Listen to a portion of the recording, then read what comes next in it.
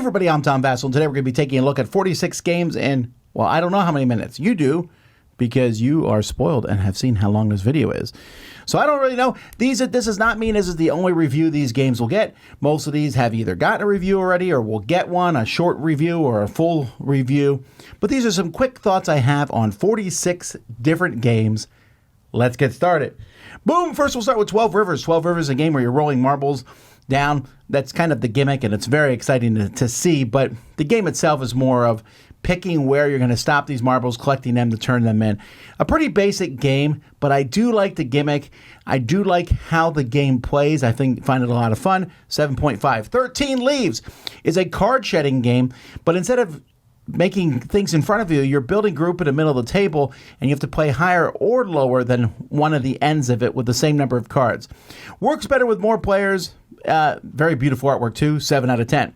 Adventurous. This is a solo game, which is sort of, it feels like it's based on the Sprawlopolis type games. As you are trying to build a path that goes through stuff, it doesn't really feel like an adventure. You're just covering things up. It was interesting. I didn't feel like it diverged enough for me to be that fascinating. It was okay. 6 out of 10. Alibaba and the 40 Thieves. Hey, open sesame. That's kind of what this game is supposed to be, as you are pushing your luck to get gold and things like that, but it's really not a very good game at all. 5 out of 10. Barbecues. These little stacking games astound me with how popular they are. This one is just stacking meat on the grill, and for some reason the food is pixelated, but whatever. I do like that the grill fits inside the tin, and it's like a little grill there. It's cute, and it's almost there, but this is, for me, a kind of a one-and-done thing. 6.5. Big Two. This is another card shedding game, but this is basically just an original card shedding game. But for some reason, the twos are the highest number.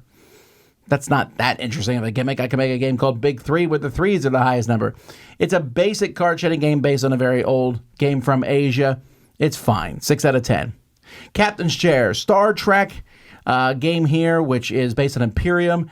And I'm not a huge Star Trek fan. I think Star Trek's fine, and I really love this game. This game is so deep, so immense, so many things going on. Deck building is sort of in the game, but more about taking actions. It's just so deep and interesting. 8.5. Casinopolis. This is the third in the trilogy. We have Sprawlopolis, and there was Agrippopolis.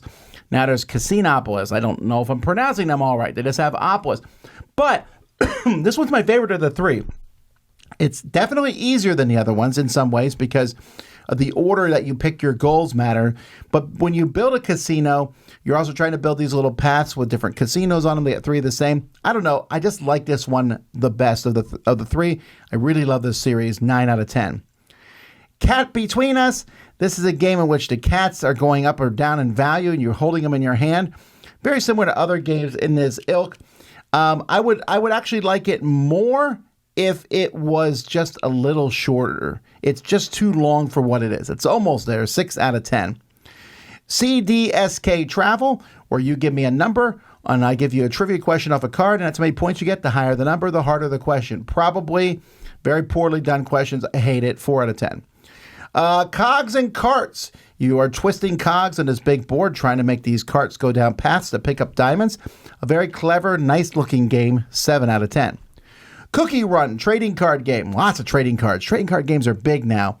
This one might be fantastic. I found it to be okay. But the reason I don't know for sure is because I got all the starter decks, and they all played almost the same way. I'm sure there was probably more diversity when you get into the full set. As it is, it feels like a very similar game to Pokemon. 6 out of 10. I didn't dislike it, but meh. Cool. Well, cool is bad. You are just flipping cards over and saying what they are. It could be wow or hot or cool or cool or cool. And if you get 2 in a row or some other combination, you slap the table. It's terrible. 3 out of 10. Cup the Crab. This is a game in which you are trying to capture crabs with cups, and you're basically placing cards at the middle of the table until you claim one with a crab. Or if there's a bottle, there, you can claim it with a squid. You know what cards you'll play and when you'll play them. There's a few things I would change about the game, but I think it's pretty intriguing. 7 out of 10. Duel for Cardia, a 2-player game back and forth. This game is so fascinating. A very complicated version, not complicated, but an involved game of war, sort of.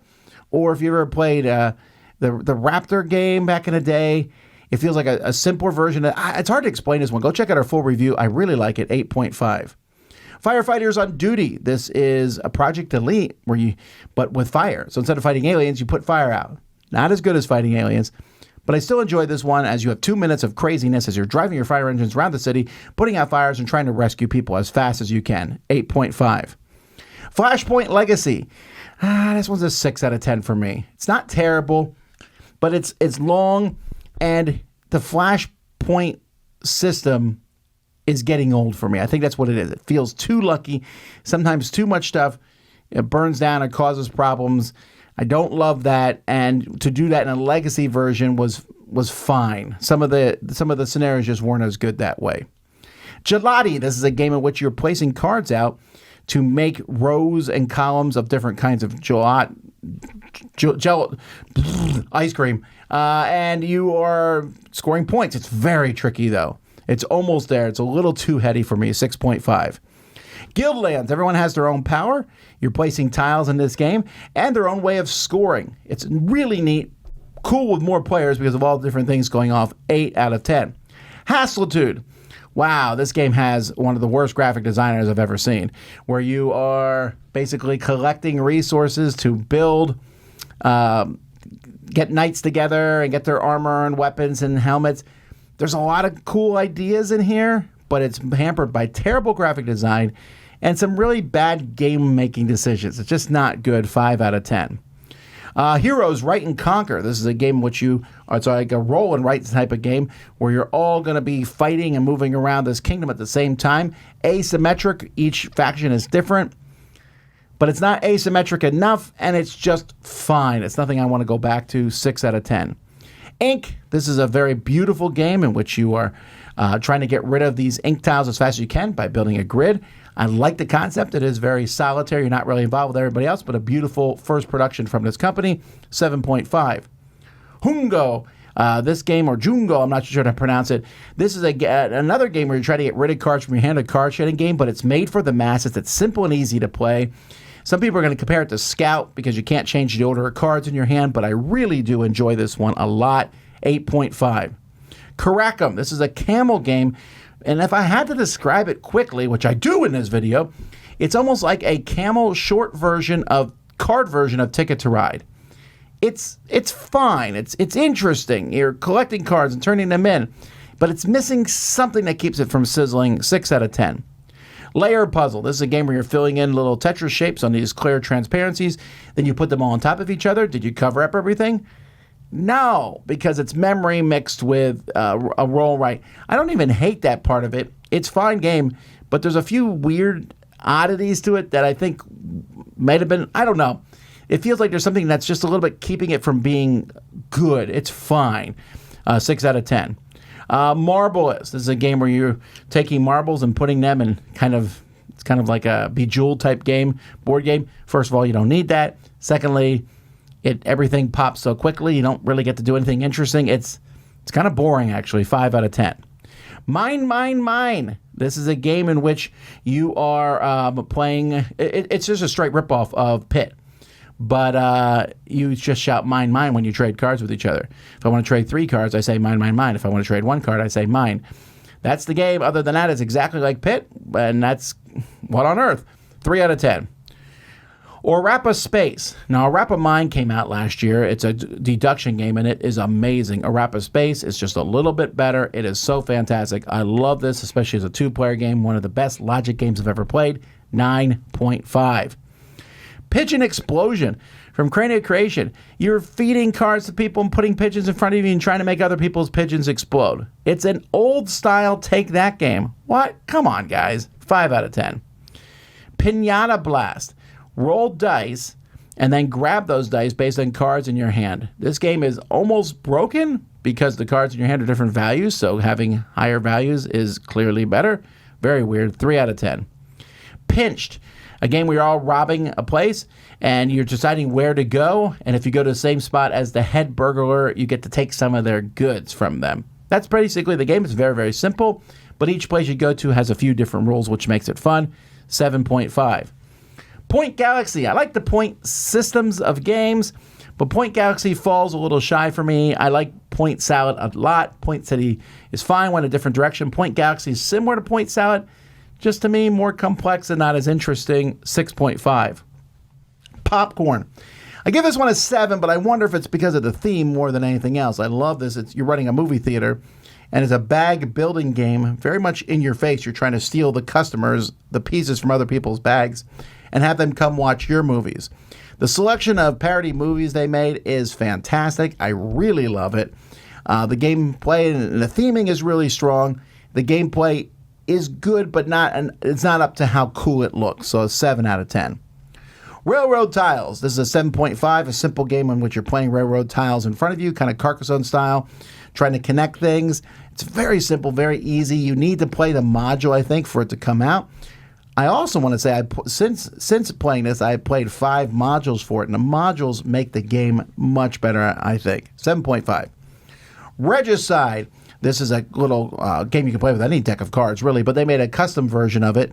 It's a cooperative game. I've played it exclusively solo, where you're trying to beat the royalty cards with the rest of the cards, drawing cards. Very difficult. I've never won, but it did lead me to Regicide Legacy, which I'll talk about soon. But as it is, even though I've never won, I really like Regicide. 7.5. Rise of the Wastelands. This is a futuristic game in which you are going out, and it's kind of, they call it a 4X game, sort of. It really does feel like a Euro game, but there's a lot of fighting in it. Has some cards, some take-that cards I don't love, but other than that, the miniatures, everything else is pretty neat. 7.5.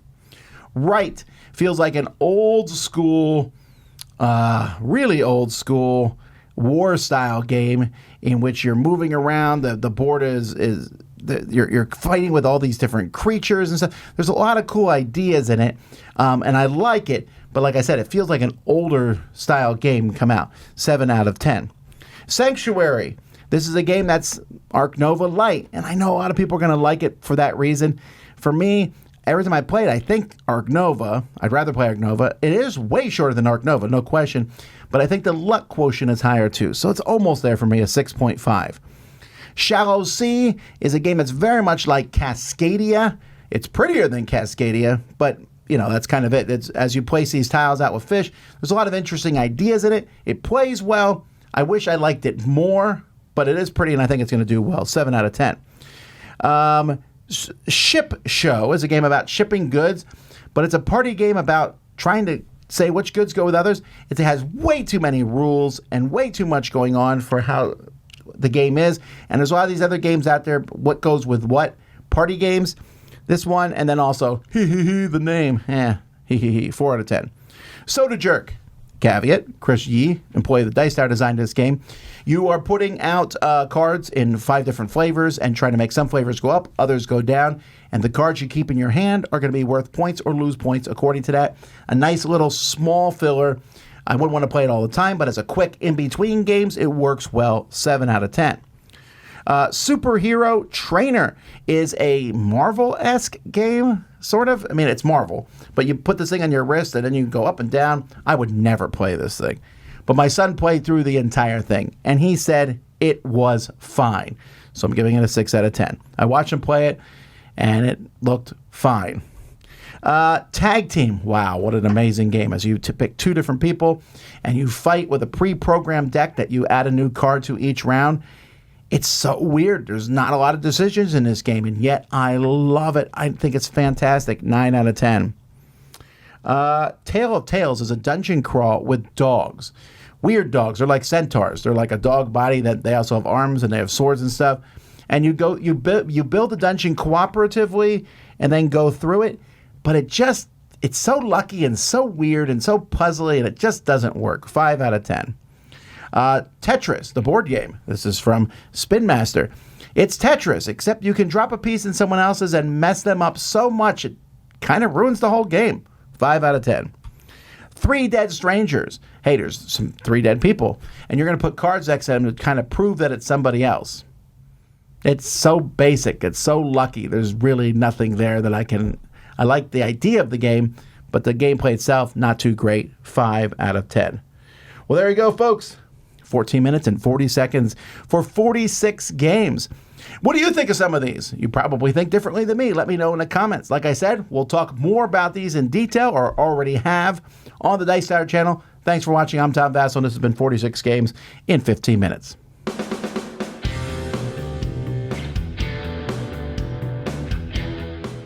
Hey everybody, thanks for watching another video from the Dice Tower. Hey, you want to learn more about us, communicate with us? We have a Facebook group, we have a Discord channel, lots of different ways to get involved with the Dice Tower. You can find that in our Linktree link below. So just click that, it will take you, and you can communicate with us on Facebook, join our Facebook groups. There's lots of cool things that you can find and become part of the Dice Tower. Thanks so much for watching. I'm Tom Vasel.